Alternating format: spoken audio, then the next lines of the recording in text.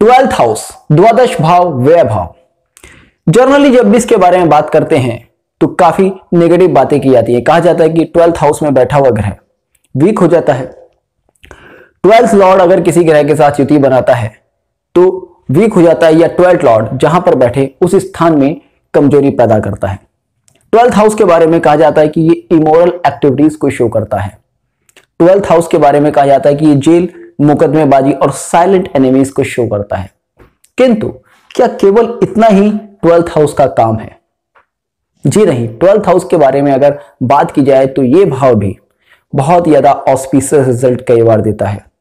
किस तरह से क्या ट्वेल्थ हाउस के ऑस्पिशियस रिजल्ट हैं, किस तरह से यहां पर बैठे हुए प्लैनेट्स वर्क करते हैं, आज की इस वीडियो में बहुत ही डिटेल में इस पर चर्चा करने वाले हैं। तो पूरी वीडियो ध्यान से देखिएगा। वीडियो शुरू करने से पहले आपसे रिक्वेस्ट करना चाहूंगा, अगर चैनल को अभी तक सब्सक्राइब नहीं किया है तो चैनल को सब्सक्राइब कर लीजिएगा, वीडियो को लाइक कर दीजिएगा, शेयर कर दीजिएगा और कमेंट में जय हिंद जय भारत लिखना मत भूलिएगा। ट्वेल्थ हाउस जिसको कि व्यय भाव कहा जाता है। अब सबसे पहले तो ये समझना जरूरी है एक्सपेंसेस का मतलब क्या है और व्यय किसका। देखिएगा, सबसे पहले तो लगन से ट्वेल्थ हाउस हो या किसी भी ग्रह या किसी भी राशि से ट्वेल्थ हाउस हो, वो हाउस उसका व्यय भाव कहा जाता है। और व्यय से मतलब है, एक्सपेंसेस से मतलब है कहीं ना कहीं आपका सपोर्टिव हाउस। किस तरह से ये मैं आपको समझाता हूं। ये ट्वेल्थ हाउस है, ये आपका लग्न है।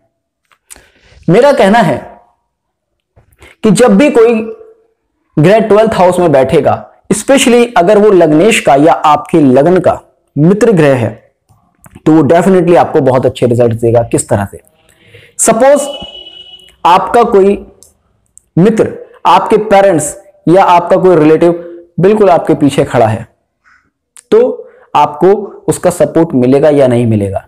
अगर आपके पेरेंट्स आपकी पीठ के पीछे खड़े हैं और कंधे पर हाथ रख के कहते हैं बेटा जा बाहर जा, मेहनत कर, तुझे जितना खर्च होगा वो मैं उठाऊंगा, तो क्या उनका जो एक्सपेंसेस है, जो वो एक्सपेंसेस कर रहे हैं, वो अपने आप में एक नेगेटिव एक्सपेंसेस है? बिल्कुल भी नहीं। इसी तरह से ट्वेल्थ हाउस आपका वर्क करता है। ट्वेल्थ हाउस में बैठा हुआ ग्रह आपके लग्न का एक तरह से सपोर्ट करता है, लेकिन कंडीशन है कि वो आपके लग्नेश का या आपके लगन में जो ग्रह बैठा है उसका, या लगन में जो राशि बैठी है उसका मित्र ग्रह होना चाहिए। अगर शत्रु ग्रह है तो डेफिनेटली आपके साथ उल्टा करेगा, यानी कि अगर आपके पीछे आपका दुश्मन खड़ा है तो वो कोशिश करेगा कि भाई इसका ध्यान जरा सा हटे और मैं इसको खंजर घोंप दूं।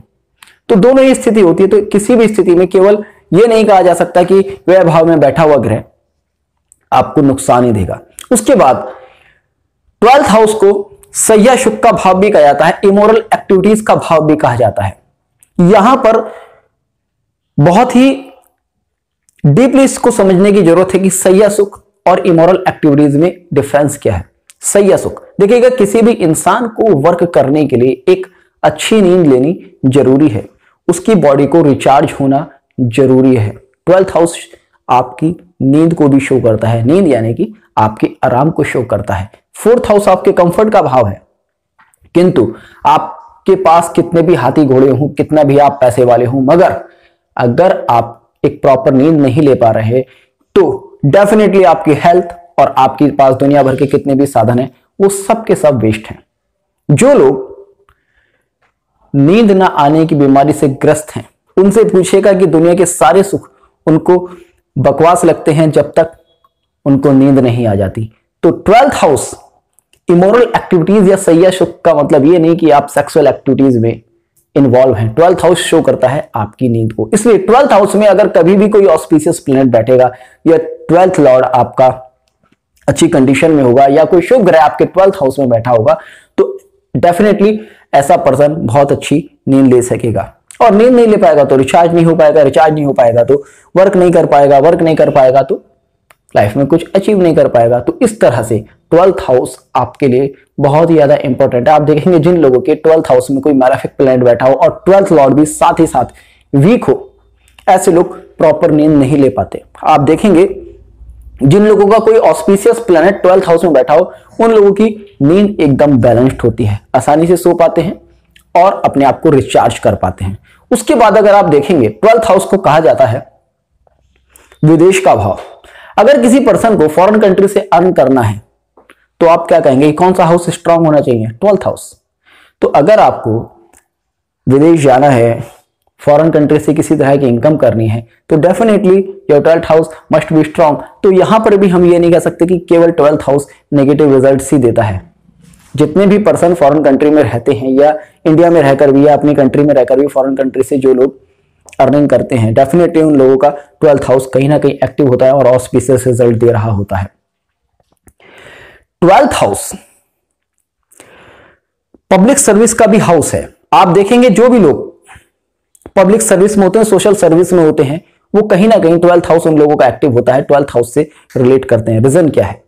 देखिएगा, 12th हाउस हॉस्पिटल को भी शो करता है। बहुत सारे लोग 12th हाउस को इसलिए भी नेगेटिव मानते हैं क्योंकि 12th हाउस हॉस्पिटलाइजेशन को भी शो करता है, किंतु पब्लिक सर्विस करने के लिए डॉक्टर्स पब्लिक जो सर्विस करते हैं वो हॉस्पिटल्स में ही होते हैं। आप देखेंगे जिस डॉक्टर का 12th हाउस एक्टिव नहीं है, उस डॉक्टर के अंदर समाज सेवा की भावना होगी ही नहीं।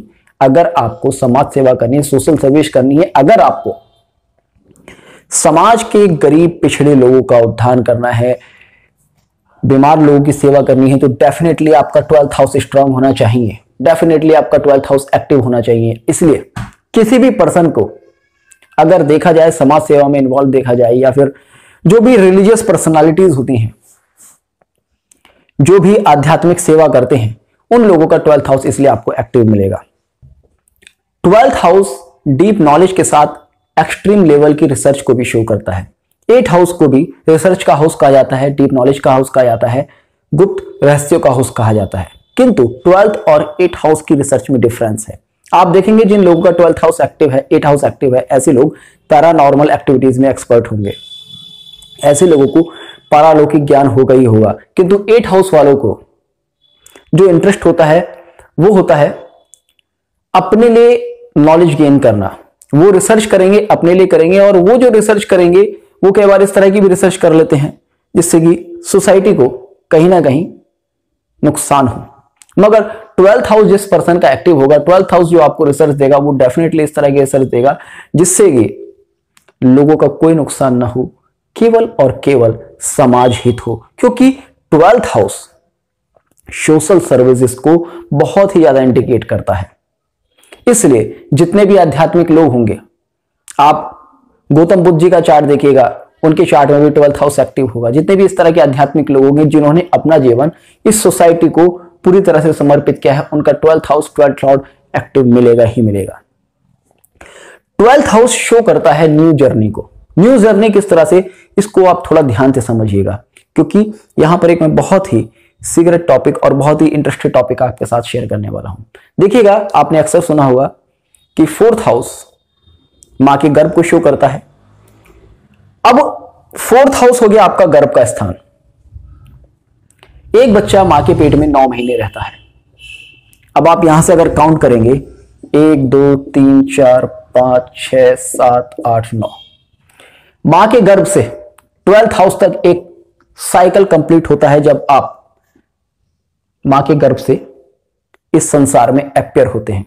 तो 12th हाउस में आपकी एक जर्नी कंप्लीट होती है और दूसरी जर्नी स्टार्ट होती है। यानी कि यहां मां के गर्भ में थे आप, 9 महीने आपने कंप्लीट किए 12th हाउस तक, और यहां से आपने एक नई जर्नी को स्टार्ट किया, यानी कि आप लग्न में आ गए।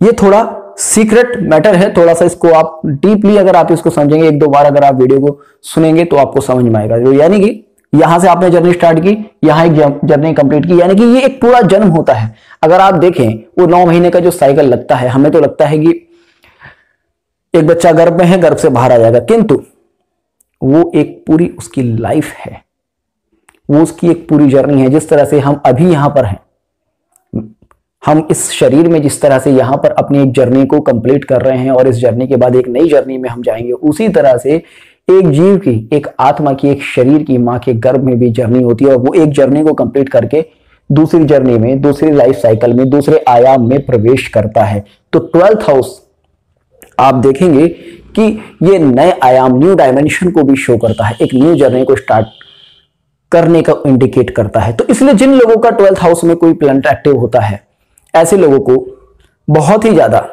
पारलौकिक ज्ञान कई बार देखा जाता है, और इसलिए कहा जाता है कि 12 भाव मोक्ष का भाव है। मोक्ष यानी कि मुक्ति का भाव, क्योंकि 12th हाउस में आपने एक जर्नी कंप्लीट की, एक जर्नी से आपको मुक्ति मिली और आप अपनी दूसरी लाइफ में एंटर कर गए। अब वरना तो लोग जनरली कह देते हैं कि केतु 12 भाव में बैठा है तो ऐसे पर्सन को मोक्ष मिलेगा। It is not possible. मोक्ष ऐसा नहीं है कि भाई कोई आपको भगवान की प्राप्ति हो गई तो वो मोक्ष है और व्हाटएवर। मैं ज्यादा उस पर बोलना नहीं चाहूंगा। अलग अलग लोगों की अलग अलग सोच है, उनके अपने अपने मान्यताएं हैं, तो उस हिसाब से। मगर ऐसा कुछ नहीं है कि 12th हाउस में अगर केतु बैठा है या कोई ग्रह शुभ ग्रह बैठा है तो उस पर्सन को मोक्ष मिल जाएगी। मोक्ष इज द कि आपको एक लाइफ से, एक चीज से मुक्ति मिल गई और आप एक नई जर्नी में स्टार्ट हो गए। अगर हम ये भी मानकर जन्म मरण से मुक्ति को अगर मोक्ष कहा जाता है तो ईश्वर में मिलना भी एक नई जर्नी स्टार्ट होना है। आप कि ये आत्मा ईश्वर में जाकर मिल गई, उस नए तत्व में एक नई जर्नी को स्टार्ट करे, तो एक न्यू जर्नी को आप कह सकते हैं कि 12th हाउस इंडिकेट करता है। तो ये हाउस केवल नेगेटिव इफेक्ट्स ही नहीं देता, पॉजिटिव इफेक्ट्स भी देता है। अब बात करते हैं कि 12th हाउस में बैठे हुए प्लैनेट्स किस तरह से एक्ट करते हैं, कौन सा ग्रह किस भाव में बैठकर किस तरह से एक्ट करेगा। देखिए यहां पर 3 चीजें हैं। 12th हाउस में कौन सी राशि बननी है उस हिसाब से ग्रह एक्ट करते हैं, पहली चीज। दूसरी होती है एक फिक्स मानकर चलते हैं भाई 12th हाउस में कोई ग्रह बैठा है तो वो इस तरह से एक्ट करेगा ही करेगा। तो 2 तरह की चीजें यहां फिलहाल में 12th हाउस में कौन सी राशि है उसको लेकर नहीं चलूंगा, एक जर्नल आपके साथ शेयर करूंगा कि यहां पर बैठा हुआ ग्रह किस तरह से एक्ट करता है, किस तरह के रिजल्ट देता है। और आने वाली वीडियोस में कौन सा ग्रह 12th हाउस में किस भाव का स्वामी होकर बैठा है और 12th हाउस में कौन सी राशि है, उसके हिसाब से क्या इफेक्ट्स आते हैं वो शेयर करूंगा। मान लीजिएगा किसी पर्सन का मंगल 12th हाउस में बैठा है। अब जैसे कि मैंने आपसे शेयर किया कि 12th हाउस आपकी कंफर्ट को शो करता है, कहीं ना कहीं आपकी नींद को शो करता है। तो आप देखेंगे मंगल अगर किसी पर्सन के 12th हाउस में बैठेगा और मंगल है आपकी एनर्जी, तो ऐसा पर्सन अपनी एनर्जी को बहुत ज्यादा कई बार लॉस करना शुरू कर देता है। लॉस किस तरह से करने लगता है, यानी कि जैसे कि सपोज अभी किसी पर्सन के माइंड में आ गया कि भाई मुझे कोई काम करना है, तो वो इतना ज्यादा उसके लिए उत्सुक हो जाएगा कि भाई आज ही मुझे इस तरह से ये काम करना है कि वहां पर उसकी एनर्जी लॉस होने लगेगी और उस वजह से वो कंप्लीटली रेस्ट नहीं ले पाएगा। जो नींद पर इफेक्ट आता है वो इस तरह से आता है कि 12th हाउस में कौन सा ग्रह बैठा है उस हिसाब से अगर आप देखेंगे तो। अब सपोज कोई इंसान सपने में भी, बस नींद में भी यही सोचे जा रहा है भाई मुझे सुबह को उठना है, किसी तरह से फटाफट से उठूं, मैं फटाफट से वहां जाऊं और ये काम कंप्लीट करूं, तो क्या आप समझते हैं कि वो व्यक्ति एक प्रॉपर नींद ले पाएगा? क्या उसकी बॉडी सुबह के लिए रिचार्ज हो पाएगी? नहीं हो पाएगी ना। तो अगर पॉजिटिवली अगर आप इफेक्ट देखें यहां पर, तो आप कह सकते हैं कि 12th हाउस में बैठा हुआ मंगल किसी पर्सन को किसी काम के लिए बहुत ज्यादा लगन दे देता है। अगर फीमेल चार्ट की बात करें तो यहां पर आप कह सकते हैं कि ऐसी लेडी का हस्बैंड फॉरेन कंट्री से रिलेट करता होगा या फॉरेन कंट्री से किसी तरह की इनकम करता होगा, या फिर ऐसे पर्सन का हस्बैंड किसी बहुत ही दूर प्लेस से आएगा, यानी कि एक लॉन्ग डिस्टेंस उनकी रिलेशनशिप हो सकती है। अगर सपोज यहीं पर शुक्र बैठा है 12th हाउस में, अगर शुक्र बैठा है 12th हाउस में, बैठे शुक्र के लिए कहा जाता है कि शुक्र 12th हाउस में सबसे अच्छे रिजल्ट देता है। शुक्र 12th हाउस में सबसे ज्यादा बली होता है ऐसा कहा जाता है और डेफिनेटली होता भी है। अभी रीजन क्या है? 12th हाउस शो करता है एक्सपेंसेस को, जैसे कि मैंने आपको बताया। अभी मान लीजिएगा 11th हाउस तो आपकी इनकम हो गया, 11th हाउस आपकी इनकम हो गया, इनकम का सेकंड भाव है, इनकम का धन भाव, यानी कि जो आपकी इनकम हुई उसका बैंक बैलेंस। तो 12th हाउस यहां पर आपके, अगर 12th हाउस में शुक्र बैठा है यहां पर, तो डेफिनेटली वो ऑस्पिशियस फील करेगा, वो खुश हो गई होगा, क्योंकि आपके इनकम के, जो आपकी इनकम है उसका ही बैंक भाव में बैठा है, उसकी फैमिली में शुक्र यहां पर बैठा है। और देखेंगे आप जिन लोगों का 12th हाउस में शुक्र होता है वो लोग खर्च करने में, सुख भोगने में बहुत ज्यादा एक्सपर्ट होते हैं। वो सपने भी उसी तरह के देखते हैं, बड़े बड़े सपने देखते हैं, भाई आज मैंने एक कार खरीद लिया, आज मैंने एक बड़ी बिल्डिंग खरीद ली। और क्योंकि शुक्र कहीं ना कहीं सेक्सुअल कंफर्ट को भी शो करता है, तो डेफिनेटली यहां पर शुक्र अगर आप देखेंगे तो ऐसे पर्सन का जो माइंड चलेगा, जो उसकी थिंकिंग चलेगी, इस तरह की होंगी कि भाई मेरी लाइफ में गर्ल्स कितनी आ रही हैं, कैसे आ रही हैं, क्योंकि फोर्थ हाउस पर ये इफेक्ट होता है। उसके बाद ऐसे लोगों का खर्च करने में भी बड़ा खुला हाथ अक्सर देखा गया है, खर्च करते हैं। और कई बार ये भी देखा गया कि अननेसेसरी बहुत ज्यादा खर्च कर देते हैं, लोन्स वगैरह भी ऐसे लोग ले लेते हैं। वाइफ के साथ अक्सर देखा गया है कि उनके कहीं ना कहीं रिलेशंस में थोड़ा सा अप एंड डाउन होता है, क्योंकि कोई भी वाइफ ये परमिट नहीं करेगी भाई आप रहो मेरे साथ और सपने किसी और के देखो।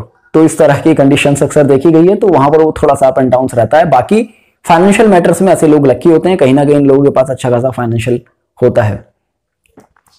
अगर किसी व्यक्ति का बुध 12th हाउस में बैठा है तो सबसे पहले तो आप देखेंगे ऐसा पर्सन, अक्सर देखा गया है कि ऐसा पर्सन अपने घर से दूर जाकर कहीं ना कहीं अपनी एजुकेशन अचीव करता है, अपनी एजुकेशन पूरी करता है। और ऐसा भी देखा गया कि ऐसे पर्सन के इंटरकास्ट लव रिलेशंस अक्सर देखे गए हैं। बहुत सारी गर्ल्स के साथ ऐसे लोगों के रिलेशंस देखे गए हैं। लव मैरिजेस के भी कई बार चांसेस होते हैं, या फिर लव मैरिज ना भी है तो इस तरह के लव रिलेशंस होते हैं। बहुत सारे फ्रेंड्स इन लोगों के ऐसे होते हैं, फ्रेंड सर्किल ऐसा होता है जो कि बहुत दूर से डिस्टेंट रिलेशनशिप पर हो, या फिर फॉरेन कंट्री से ऐसे लोगों का फ्रेंड सर्किल अक्सर देखा गया है। ऐसे लोगों के छोटे भाई बहन आप देखेंगे कहीं ना कहीं फॉरेन कंट्री से रिलेट करते हुए आपको मिलेंगे। अगर किसी व्यक्ति का चंद्र अगर व्यय भाव में बैठा हो तो जैसा कि मैंने आपसे कहा कि ये आपकी नींद को शो करता है, आपकी सोशल सर्विसेज को शो करता है। तो सबसे पहला तो ऐसा पर्सन बहुत ही ज्यादा सोशल होने की कोशिश करता है, क्योंकि मून है आपका माइंड का, आपकी थॉट्स का, आपकी इमेजिनेशन का कारक। तो डेफिनेटली ऐसे लोग बहुत ही ज्यादा सोशल होने की कोशिश करते हैं, सोशल सर्विसेज करने की कोशिश करते हैं। और ऐसे लोग डेफिनेटली लंबी दूरी की यात्रा करना पसंद करते हैं, ट्रैवल करना इनको बहुत ज्यादा पसंद होता है। और ऐसे लोग खर्चा करना भी बहुत ज्यादा पसंद करते हैं। और अक्सर देखा गया अगर यहां पर चंद्र नेगेटिव इफेक्ट में ना हो तो ऐसे बहुत ही अच्छी नींद ले पाते हैं। अगर किसी व्यक्ति का सूर्य 12th हाउस में हो तो ऐसे लोगों के अक्सर देखा गया है कि गवर्नमेंट से रिलेशंस बन जाते हैं अपनी सोशल सर्विसेज की वजह से। ऐसे लोग आपको एस्ट्रोलॉजी में, डॉक्टर फील्ड में आपको काफी ज्यादा एक्सपर्ट मिलेंगे। मंगल के लिए भी मैं कहना भूल गया था, अगर मंगल भी 12th हाउस में बैठा है तो कहीं ना कहीं आपको इस तरह की सोशल सर्विसेज दे देगा जिसमें कि आप एक सर्जन बनकर सोशल सर्विसेज कर सके। और जिन लोगों का सूर्य 12 भाव में होता है उन लोगों के पास इस तरह की शक्ति देखी गई अक्सर कि वो लोग पूर्व भविष्य की बातों को आसानी से समझ सकते हैं। वो वर्ड मेरे माइंड से मिस हो रहा तो वो आप लोग अपने आप से कर लीजिएगा, नीचे कमेंट बॉक्स में लिख देना। अगर किसी पर्सन का गुरु यहां 12th हाउस में बैठा है तो डेफिनेटली ये बहुत अच्छा किसी पर्सन के लिए की होगा। सबसे पहले तो उसकी नींद बहुत अच्छी होगी, उसकी थॉट्स बहुत ज्यादा बैलेंस होंगी, क्योंकि वो नींद में भी सोशल सर्विसेज की सोचेगा। वो पर्सन एक अच्छा डॉक्टर हो सकता है, एक अच्छा कंसल्टेंट हो सकता है, एक अच्छा टीचर हो सकता है। और ऐसा पर्सन समाज सेवा में बहुत ही ज्यादा एक्टिव होगा।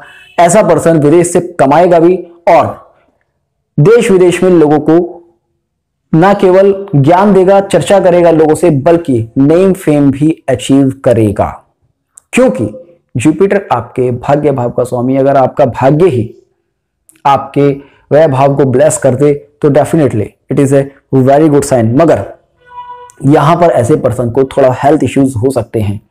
12 भाव में हेल्थ इश्यूज क्यों होते हैं अक्सर लोग पूछते हैं। मैंने देखा है कि हेल्थ इश्यूज नहीं होते, ऐसे लोग हेल्थ कॉन्शियस होते हैं। हो सकता है अभी क्या ना 12 भाव क्या है कि मैंने जैसा आपको बताया कि एक जर्नी कंप्लीट करते हैं, तो यानी कि कहीं ना कहीं शो करता है 12 भाव में अगर कोई ग्रह बैठा है तो उसकी एक जर्नी कंप्लीट नहीं हुई, इनकंप्लीट जर्नी को वो शो कर रहा है।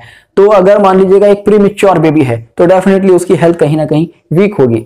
अब उसको पता है कि मेरी हेल्थ वीक है तो डेफिनेटली वो कहीं ना कहीं हेल्थ कॉन्शियस हो जाएगा। तो इसलिए मैंने देखा है कि ऐसे लोग कई बार आपको वीक हेल्थ वाले दिखते हैं, मगर वो हेल्थ कॉन्शियस होकर अपनी हेल्थ को सुधार लेते हैं। आप देखेंगे जिन लोगों के 12 भाव में स्पेशली लग्नेश बैठा हो तो ऐसे लोग आपको हेल्थ कॉन्शियस तो मिलेंगे और साथ ही साथ वो अपने एफर्ट से अपनी हेल्थ को ठीक कर लेते हैं और नॉर्मली बहुत अच्छी लाइफ ऐसे लोग जी पाते हैं, काफी लंबी उनकी लाइफ होती है। अगर शनि किसी पर्सन का 12th हाउस में बैठा है तो ऐसे लोग डेफिनेटली ऐसा वर्क करेंगे जिससे कि उनको फॉरेन कंट्री से किसी ना किसी तरह की रिलेशन इनकम हो।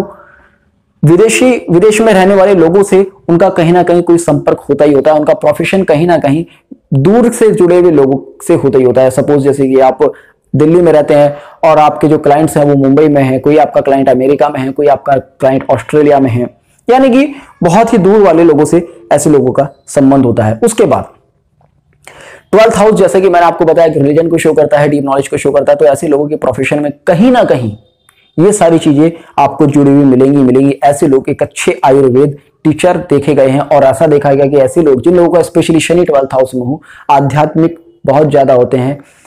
डीप रिसर्च करने को तो छोड़ो, मगर ऐसे लोग आप देखेंगे पूजा पाठ, स्पेशली जो वैदिक साहित्य होता है, अगर राहु का प्रभाव नहीं है तो मैं बात कर रहा हूं, अगर राहु का प्रभाव आ गया तो थोड़ा सा रिजल्ट बदल सकता है। बाकी वरना तो आपको हवन वगैरह करने में, वेद पढ़ने में आपको बहुत ज्यादा इंटरेस्टेड मिलेंगे, पूजा पाठ करने में बहुत ज्यादा इंटरेस्टेड मिलेंगे। अब बात आती है राहु केतु की। अगर राहु केतु यहां पर बैठे हैं तो किस तरह का रिजल्ट देते हैं देखिएगा। केतु के लिए तो जनरली लोग कहते हैं कि केतु 12th हाउस में बैठा तो मोक्ष का कारक होता है, लेकिन मैं ऐसा नहीं मानता। आप देखेंगे जिन भी व्यक्ति का राहु हो या केतु हो 12th हाउस में बैठा होगा, कहीं ना कहीं उनकी नींद डिस्टर्ब होगी। वो स्पेशली अगर केतु किसी पर्सन का बैठा तो वो नींद में इस तरह से सोचता रहेगा कि उसके विचार ही उसको सोने नहीं देंगे।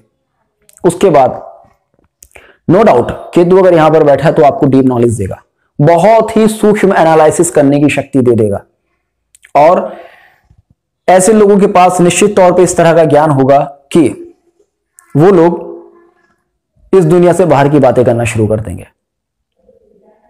लंबी दूरी की यात्रा यहां पर अक्सर केतु कराता है और उसके बाद ऐसे लोगों को जलीय स्थान और धार्मिक स्थानों से बहुत ज्यादा प्यार होता है। अगर राहु यहां पर बैठ गया, जैसे कि मैंने बताया नींद में डिस्टर्बेंस देगा ही देगा, मगर यहां पर आपको ऐसी कंट्रीज से बहुत ज्यादा रिलेशन दे देगा जहां पर कि आपको बहुत ही भारी मात्रा में समुद्र मिलेगा, या गल्फ कंट्रीज से आपका रिलेशन बहुत ज्यादा दे देगा जिनका 12th हाउस में राहु है। और यहां पर 12th हाउस के राहु केतु जनरली देखा गया, अगर मून का इफेक्ट आ गया या वाटर साइन का इफेक्ट आ गया तो किसी पर्सन को विदेश भेजने में बहुत ही ज्यादा सक्षम होते हैं। डीप रिसर्च दे देगा, डीप रिसर्च मगर उस लेवल की दे देगा जहां पर कि आदमी थोड़ा सा स्वार्थी हो जाता है। 12th हाउस में राहु अगर बैठा है तो आपकी मैरिड लाइफ में भी किसी तरह की प्रॉब्लम दे सकता है। बाकी 12th हाउस में कौन सी राशि बैठी है और कौन से भाव के ग्रह बैठे हैं, इस पर भी बहुत कुछ डिपेंड करता है, जो कि आने वाली वीडियोस में मैं आपके साथ शेयर करूंगा। तो जुड़े रहिएगा एस्ट्रो सुधा के साथ, मिलते हैं नेक्स्ट वीडियो में, तब तक के लिए जय हिंद, जय भारत।